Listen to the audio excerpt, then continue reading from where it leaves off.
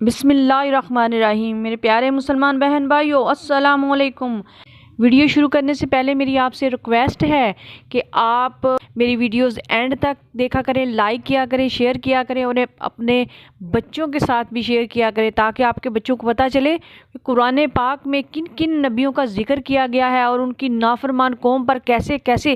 عذاب آئے ہیں۔ اور چینل کو سبسکرائب کریں اور بیل آئیکن کو پریس کریں تاکہ میری جو بھی لیٹسٹ ویڈیو آئے تو آپ تک پہنچ سکے۔ میں نے آپ کو پہلے حضرت موسیٰ علیہ السلام کا واقعہ بتایا جس میں فارون اور اس کے ساتھیوں پر اللہ تعالیٰ نے 5 عذاب نازل فرمائے۔ فارون کی ہلاکت کے بعد حضرت موسیٰ علیہ السلام جب کوہ طور پر گئے تو میں آپ کو وہ واقعہ سناتی ہوں۔ تو میرے پیارے مسلمان بہن بھائیوں، فرعون کی ہلاکت کے بعد بنی اسرائیل اس کے پنجے سے آزاد ہو کر سب ایمان لائے اور حضرت موسیٰ علیہ السلام کو خداوند کریم کا یہ حکم ہوا کہ وہ 40 راتوں کا کوہ طور پر اعتکاف کریں، اس کے بعد انہیں کتاب توراۃ دی جائے گی۔ حضرت موسیٰ علیہ السلام کوہ طور پر چلے گئے اور بنی اسرائیل کو اپنے بھائی حضرت ہارون علیہ السلام کے سپرد کر دیا۔ آپ 40 دن تک دن بھر روزہ دار رہ کر ساری رات عبادت میں مشغول رہتے۔ میرے پیارے مسلمان بہن بھائیوں، بنی اسرائیل میں ایک حرامی شخص تھا جس کا نام سامری تھا، جو طبعی طور پر نہایت گمراہ اور گمراہ کن آدمی تھا۔ اس کی ماں نے برادری میں رسوائی و بدنامی کے ڈر سے اس کو پیدا ہوتے ہی پہاڑ کے ایک غار میں چھوڑ دیا تھا اور حضرت جبرائیل علیہ السلام نے اس کو اپنی انگلی سے دودھ پلا پلا کر پالا تھا، اس لیے یہ حضرت جبرائیل علیہ السلام کو پہچانتا تھا۔ اس کا پورا نام موسیٰ سامری ہے اور حضرت موسیٰ علیہ السلام کا نام بھی موسیٰ ہے۔ موسیٰ سامری کو حضرت جبرائیل علیہ السلام نے پالا تھا اور موسیٰ علیہ السلام حضرت موسیٰ علیہ السلام کی پرورش فرعون کے گھر ہوئی تھی، مگر خدا کی شان کہ فرعون کے گھر پرورش پانے والا موسیٰ علیہ السلام تو خدا کے رسول ہوئے اور حضرت جبرائیل علیہ السلام کا پالا ہوا موسیٰ سامری کافر ہوا اور بنی اسرائیل کو گمراہ کر کے اس نے بچھڑے کی پوجا کرائی۔ اس بارے میں کیا کسی نے خوب کہا ہے کہ یعنی جب کوئی آدمی ازل ہی سے نیک بخت نہیں ہوتا تو وہ بھی نامراد ہوتا ہے اور اس کی پرورش کرنے والے کی کوشش بھی ناکام اور نامراد ہوتی ہے۔ تو میرے پیارے مسلمان بہن بھائیوں، دیکھ لو موسیٰ سامری جو حضرت جبرائیل علیہ السلام کا پالا ہوا تھا وہ کافر ہوا اور حضرت موسیٰ علیہ السلام جو فرعون کی پرورش میں رہے اور خدا کے رسول ہوئے۔ اس کا راز یہی ہے کہ موسیٰ سامری ازلی شقی اور پدائشی بدبخت تھا، تو حضرت جبرائیل علیہ السلام کی تربیت اور پرورش نے اس کو کچھ بھی نفع نہ دیا اور وہ کافر کا کافر ہی رہ گیا۔ اور حضرت موسیٰ علیہ السلام چونکہ ازلی سعید اور نیک بخت تھے، اس لیے فرعون جیسے کافر کی پرورش سے بھی ان کا کوئی نقصان نہیں پہنچا۔ تو میرے پیارے مسلمان بہن بھائیوں، جن دنوں حضرت موسیٰ علیہ السلام کوہ طور پر تھے، سامری نے آپ کی غیر موجودگی کو غنیمت جانا اور یہ فتنہ برپا کر دیا کہ اس نے بنی اسرائیل کے سونے چاندی کے زیورات کو مانگ کر پگھلایا اور اسے ایک بچھڑا بنایا اور حضرت جبرائیل علیہ السلام کے گھوڑے کے قدموں کی خاک جو اس کے پاس محفوظ تھی، اس نے وہ خاک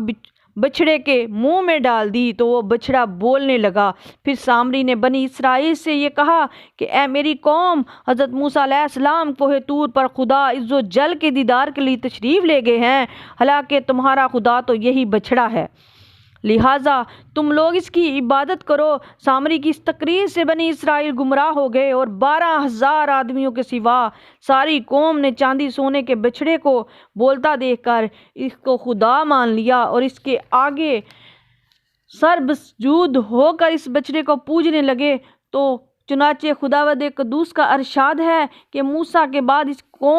اس کی قوم اپنے زیوروں سے ایک بچھڑا بنا بیٹھی، بے جان کا دھڑ گائے کی طرح آواز کرتا۔ جب 40 دنوں کے بعد حضرت موسیٰ علیہ السلام خدا عز و جل سے ہم کلام ہو کر اور توراۃ شریف ساتھ لے کر بستی میں تشریف لائے اور قوم کو بچھڑا پوجتے ہوئے دیکھا تو آپ پر بے حد غضب و جلال طاری ہو گیا۔ آپ نے جوش غضب میں توراۃ شریف شریف کو زمین پر ڈال دیا اور اپنے بھائی حضرت ہارون علیہ السلام کی داڑھی اور سر کے بال پکڑ کر گھسیٹنا اور مارنا شروع کر دیا اور فرمانے لگے کہ کیوں تم نے ان لوگوں کو اس کام سے نہیں روکا؟ حضرت ہارون علیہ السلام معذرت کرنے لگے، جیسا کہ قرآن مجید میں ہے کہ کہا اے میرے ماں جائے، قوم نے مجھے کمزور سمجھا اور قریب تھا کہ مجھے مار ڈالیں، تو مجھ پر دشمنوں کو نہ ہنسا اور مجھے ظالموں میں نہ ملا۔ تو حضرت ہارون علیہ السلام کی معذرت سن کر حضرت موسیٰ علیہ السلام کا غصہ ٹھنڈا پڑ گیا۔ اس کے بعد آپ نے اپنے بھائی حضرت ہارون علیہ السلام کے لیے رحمت اور مغفرت کی دعا فرمائی۔ پھر آپ نے اس بچھڑے کو توڑ پھوڑ کر اور جلا کر اس کو ریزہ ریزہ کر کے دریا میں بہا دیا۔ میرے پیارے مسلمان بہن بھائیوں، حضرت موسیٰ علیہ السلام نے توریت شریف کے احکام پڑھ کر بنی اسرائیل کو سنائے اور فرمایا کہ تم لوگ اس پر عمل کرو۔ جب بنی اسرائیل نے توریت شریف کے احکام کو سنا تو ایک دم انہوں نے ان احکام کو قبول کرنے سے انکار کر دیا۔ اس سرکشی پر اللہ تعالیٰ کا یہ غضب نازل ہوا کہ ناگہاں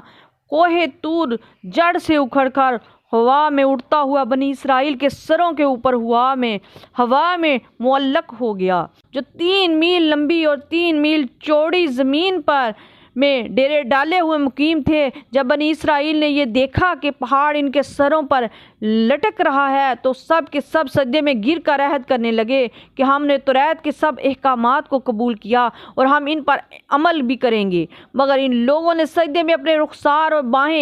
بہوں کو زمین میں رکھا اور داہنی آنکھ سے پہاڑ کو دیکھتے رہے کہ کہیں ہمارے اوپر گر تو نہیں رہا۔ یہی وجہ ہے کہ اب بھی یہودی اس طرح سجدہ کرتے ہیں کہ بائیں رخسار اور بایاں بہوں زمین پر رکھتے ہیں۔ بہرحال بنی اسرائیل نے جب توبہ کر لی اور توریت کے احکام پر عمل کرنے کا عہد کر لیا تو پھر یہ پہاڑ اڑ کر اپنی جگہ پر چلا گیا۔ قرآن مجید نے اس واقعے کو چند جگہوں پر بیان فرمایا ہے۔ مثلا سورہ اعراف میں ہے کہ جب ہم نے پہاڑ ان پر اٹھایا گویا وہ سائبان ہے اور سمجھے کہ وہ ان پر گر پڑے گا، لو جو ہم نے تمہیں دیا زور سے اور یاد کرو جو اس میں ہے، کہیں تم پرہیزگار ہو۔ اس واقعہ سے معلوم ہوا ہے کہ ناواقفوں پر سرکشوں کو کسی نیک کام کرنے یا اچھی بات کو قبول کرنے پر ڈرا دمکا کر مجبور کرنا یہ عین حکمت اور خداوند قدوس کی مقدس سنت ہے۔ تو میرے پیارے مسلمان بہن بھائیوں، جیسے حضرت موسیٰ علیہ السلام کے گھوڑے کے پاؤں کی خاک میں جب یہ اثر تھا کہ بچھڑے کے منہ میں پڑتے ہی بچڑا بولنے لگا، تو اس سے معلوم ہوا کہ اللہ والوں کے قدموں کے نیچے کی خاک میں بھی خیر و برکت کے اثرات ہوا کرتے ہیں۔ بے شک۔ وآخر دعوانا الحمدللہ رب العالمین۔